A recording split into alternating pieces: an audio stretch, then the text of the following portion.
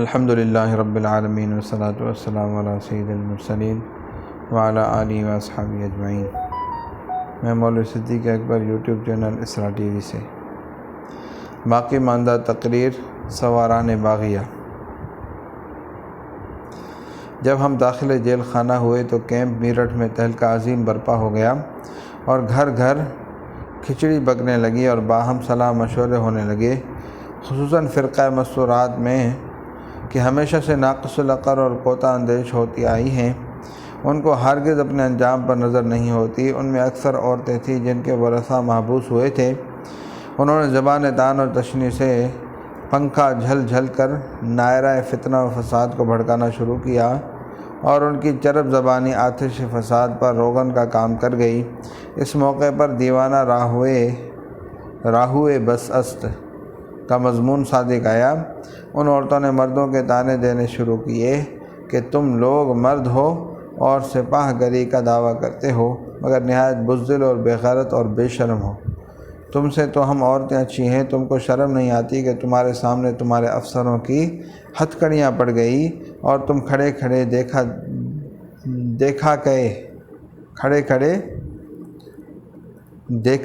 گئے اور تم سے کچھ نہ ہو سکا۔ لو یہ چوڑیاں تو تم پہن لو اور ہتھیار ہم کو دو، ہم افسروں کو چھڑا کر لاتی ہیں۔ ان کلمات فتنہ انگیز نے اور اشتعال طبع پیدا کیا اور تمام فوج کے دلوں میں جوش و خروش، مردمی اور مردانگی کی آگ بھڑک اٹھی اور مرنے مارنے پر تیار ہو گئے اور باہم یہ صلاح قرار پائی کہ شب کو چل کر جے خانہ توڑ کر افسران فوج کو چھڑا لاؤ۔ چنانچہ ایسا ہی ظہور میں آیا۔ اس کے بعد انقلابی فوج کے افسروں نے کہا 30 کوس کی مسافت طے کر کے اس وقت ہم یہاں پہنچے ہیں، بادشاہ سلامت ہمارے سر پر ہاتھ رکھیں اور ہمارا انصاف فرما دیں، ہم دین پر بگڑ کر آئے ہیں۔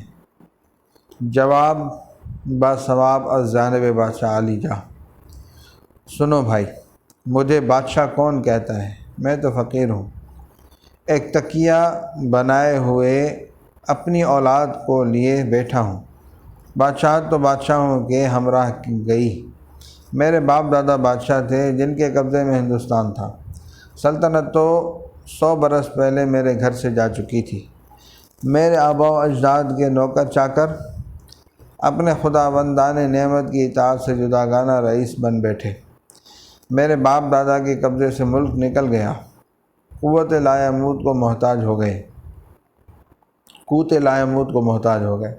اس کے بعد بادشاہ نے شاہ عالم کا ذکر کیا کہ کس طرح انگریزوں سے وظیفہ لینا قبول کیا۔ پھر فرمایا لڑائی جھگڑے سے کچھ کام نہیں، اس کا انسداد اور انتظام انگریز لوگ خود کریں گے۔ میں تو ایک گوشہ نشین آدمی ہوں، مجھے ستانے کیوں آئے ہو؟ میرے پاس خزانہ نہیں کہ میں تم کو تنخواہ دوں گا، میرے پاس فوج نہیں کہ میں تمہاری امداد کروں گا، میرے پاس ملک نہیں کہ تحصیل کر کے تمہیں نوکر رکھوں گا۔ میں کچھ نہیں کر سکتا، مجھ سے کسی طرح کی توقع استعانت کی نہ رکھو، تم جانو یہ لوگ جانیں۔ ہاں، ایک امر میرے اختیار میں ہے، البتہ وہ ممکن ہے کہ تمہارے درمیان میں ہو کر انگریزوں سے تمہاری صفائی کرا سکتا ہوں۔ تم ابھی یہیں ٹھہرے رہو، میں نے صاحب ریزیڈنٹ کو بلوایا ہے، وہ میرے پاس آنے والے ہیں، پہلے میں ان سے دریافت کر لوں، ان کی زبانی مجھے حال فتنہ و فساد کا معلوم ہو جائے گا اور خدا چاہے تو میں اس فساد کو رفع دفع کرا دوں گا۔ غرض یہ گفتگو ہنوز ناتمام تھی کہ سائمن فریزر صاحب ریزیڈنٹ بہمراہی قلعہ دار صاحب داخل دیوان خاص ہو گئے۔ خواجہ سرا نے جا کر آداب کورنش ادا کیا۔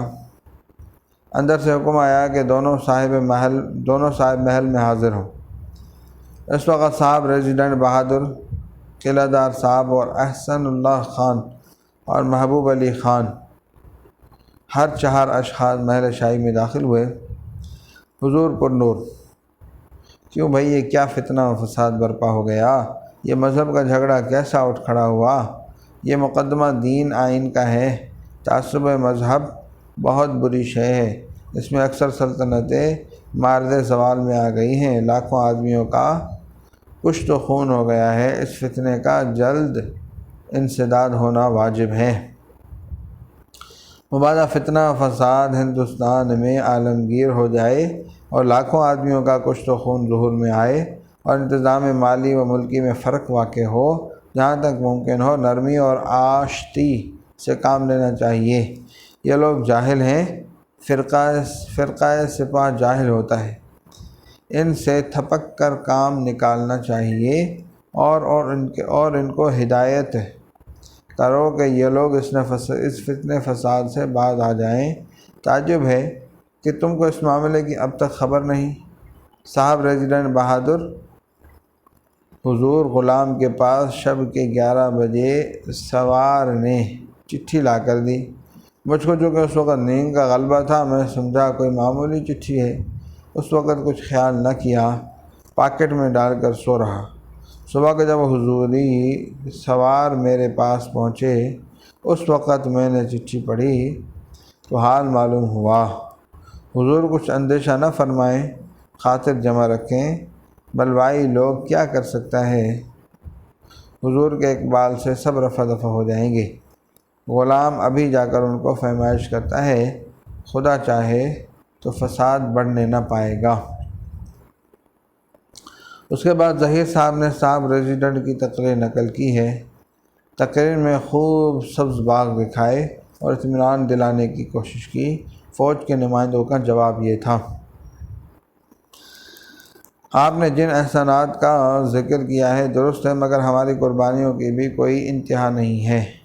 ہم نے ہر موقع پر ہر حکم کی تعمیل کی، یہاں تک کہ برما سے افغانستان تک پورا ملک فتح کر کے آپ کے حوالے کر دیا، مگر ہماری ان تمام قربانیوں کا بدلہ ہمیں یہ ملا کہ سرکار ہمارے دین کے در پہ ہے۔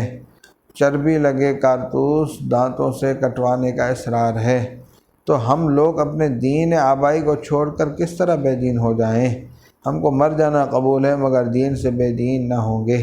اب سرکار جو چاہے ہمارا کرے، ہم سب مرنے کو تیار ہیں، اور ہم اپنے کو اسی وقت سے مردہ تصور کر چکے ہیں جب ہم نے جیل خانہ توڑ کر افسروں کو برآمد کیا تھا۔ ریزیڈنٹ نے اس تقریر کا بھی جواب دیا، اور یہ گفتگو ہو رہی تھی کہ ایک گولی فریزر صاحب کے پاس سے سنسناتی ہوئی گزری۔ حکیم احسن اللہ خان صاحب نے جب دیکھا کہ معاملہ قابو سے باہر ہے تو فریزر کو پکڑ کر بادشاہ کے پاس لے آئے۔